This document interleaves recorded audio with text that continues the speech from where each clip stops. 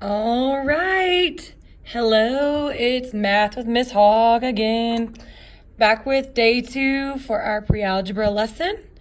And we are switching gears a little bit from adding and subtracting rational numbers to multiplying. And I think you're even going to like multiplying even better because it's less rules and it's a little easier, especially when it comes to fractions, which everyone loves fractions. So I'm going to get my nice blue pen. Sorry about that. I'm still waiting on my camera to come in. So we are just making do with what we have and working with it. So go ahead and go to your next blank page. And at the top of your page, go ahead and give this a title, Multiplying Rational Numbers. While you're writing that, I want to remind you, anytime we make a new entry into our science journal, we need to update our table of contents as well. And I realize that throughout the year, your page numbers may be different than mine because you may write bigger or smaller. But the important thing is that your page numbers match your table of contents so that that you can find things easily. I will be taking a journal grade on your journals, and it will be a test grade at the end of the 9 weeks. So we want to make sure we stay on top of that because that should be an easy 100. Okay? All right, let's get going. So multiplying rational numbers, we know there's there's 3 kinds of rational numbers. There is just regular whole numbers. There are decimals. So we have decimals, and we also have fractions. So within those 2 categories, we have same sign and different sign. And you're going to see, if you don't remember, the rules for multiplication are so much simpler when it comes to giving answers, even with different signs, than with just addition and subtraction. Okay, so I'm going to make myself a little nifty chart here. Classroom, no problem. All right, so if you should have drawn your chart by now, and you will see that we're going to do some examples here with these 3 different types. So with whole numbers, this is easy peasy. You know how to do whole number multiplication. Let me do a somewhat complex one, although if you know how to multiply, it's not going to be that hard. Let's see here. We can do 4,026 times 115. Okay, so just remember, these are both the same sign. So you have 30, 10, 12, 0, 1. Okay, and you know that sometimes Miss Hogg makes mistakes, but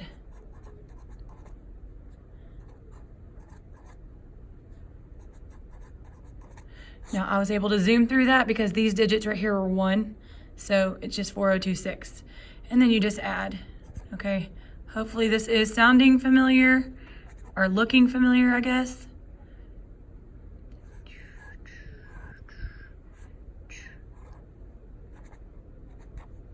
And then you just put your comma in there to show it's 462,980.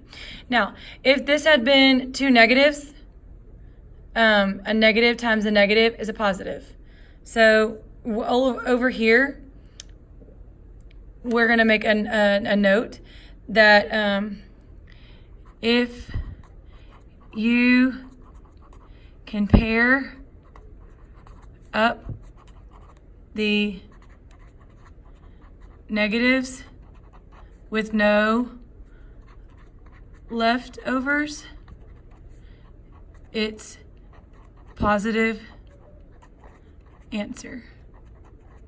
Okay, so what I mean by that is, even if this was a negative and this was a negative, then it would be a negative times a negative, and you can pair those 2 things up. A negative and a negative makes a pair, so it's going to make a positive answer. but let's say we added in a negative times another negative. That would be two negatives that pair up, but then one left over. So you would have, it would be a negative answer.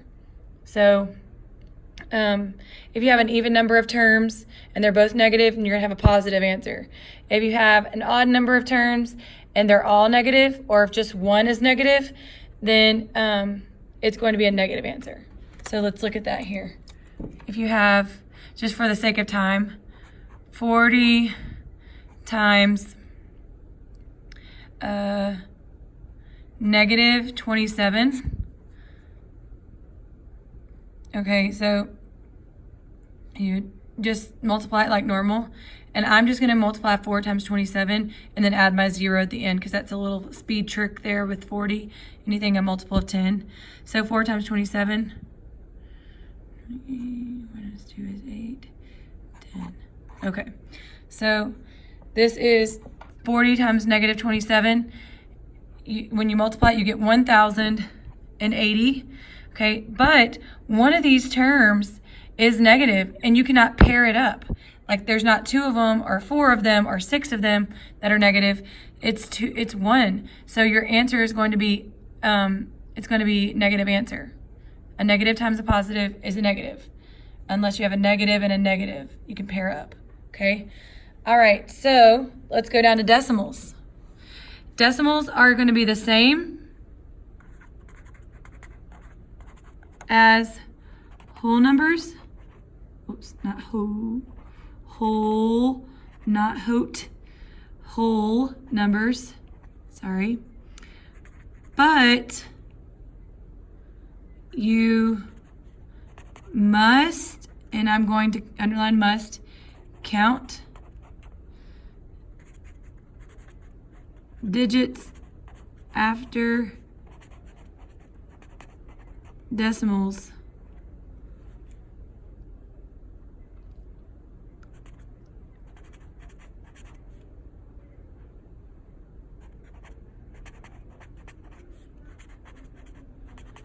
Okay, so I'm going to explain this right here, okay? If you have 4.2 times 0.5, you would just add like normal. Multiply like normal. 2 times 5 is 10, carry the 1. 4 times 5 is 20, plus 1 is 21. Okay, and then you gotta go to your second digit. So we have 0 and 0. Okay, so then we add those together and you just get 210, right? So this is what I mean by that.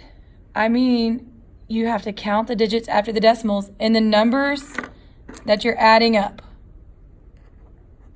So this one and this one, that's 2 digits after the decimal and the numbers that you're multiplying.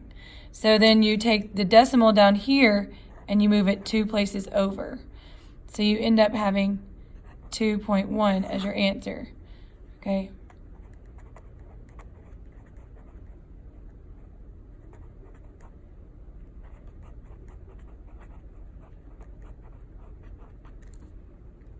And this 2 comes from this 2.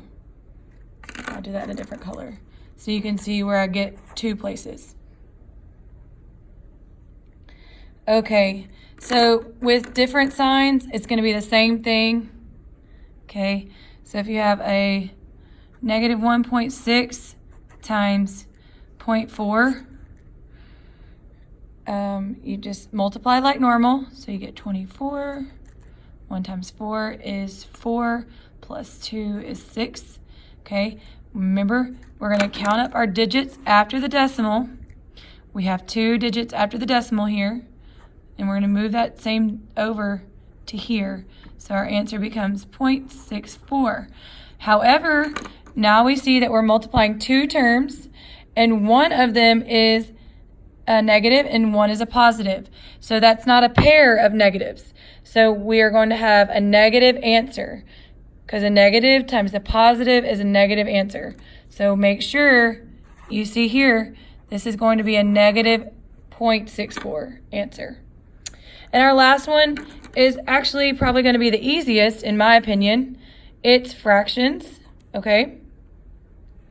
And just remember this, multiplying fractions. You like my songs, I know. Yesterday, I'm sure you were very impressed. Multiplying fractions, it's no problem. Okay, I'm gonna put a little music note here so you know. Okay, multiplying fractions, it's no problem. Here's the important part. We do top times top.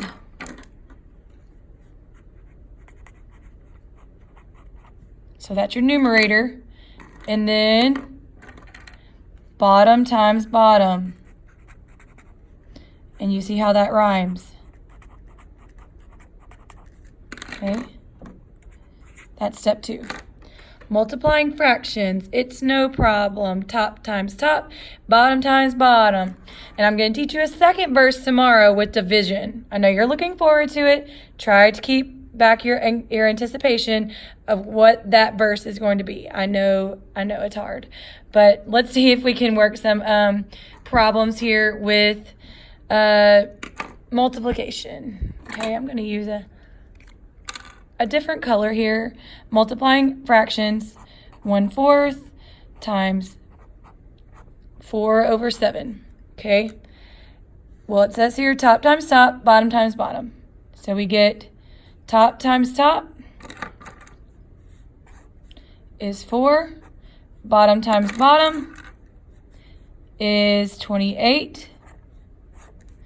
And so this is our answer.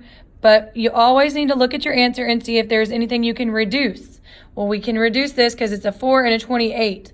So actually both of them will reduce by 4. So you are left with 1/7. That's the answer. Now, if it's different signs, let's check that out, okay? Different signs, same rules as before. Different signs, so you want 3/10 times 24 over 50. Okay, let's try that. But this time, we're going to make them different signs, and one is going to be negative. So it's 3 times the negative 24, which is going to be, go down here, and you do a little multiplication on the side.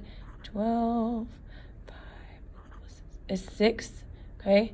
Whoops, plus 1 is 7. 72. So this one times this one is negative 72. Because you have a single positive times a negative is a negative. And then 10 times 50 is 500. Okay? Well, I'm going to go ahead and tell you that that big fraction is going to reduce, and it's actually going to reduce by 4. 4 will go into both of those numbers, and you're going to end up with 18/125. But remember, it's a negative because we had a positive fraction times a negative fraction, and you get a negative. There was not a, they couldn't pair two negatives up, so there's one negative left over, so we have a negative answer. And if it was a mixed number, you would do the same thing as we did in addition. You have to put it in a improper form first, using your around the world method, and then the rules are the same as they were with the rest with these fractions. Okay, all right. Make sure you get these notes taken down. Remember, you can always stop and pause the video if you need to, and then pick it back up when you're ready. If I went too fast, rewind and try it again. You can pause it, try to work these out yourself, and then check your answer with what I do. But anyways, have a great Tuesday night, and I'll see you tomorrow. Bye.